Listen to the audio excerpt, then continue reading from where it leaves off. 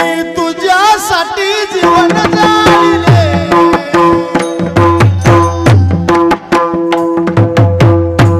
आणि पाजले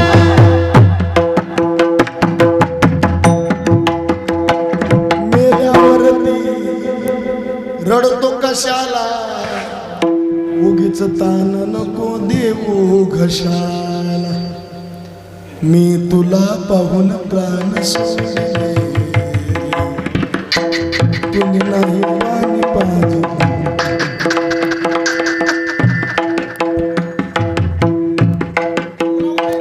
मायबाप मिळाले त्याची सेवा नाही आणि तुम्हाला एक सांगू मायबापाची ज्यांनी सेवा केली त्याला कोणतं तीर्थ हिंडायची गरज नाही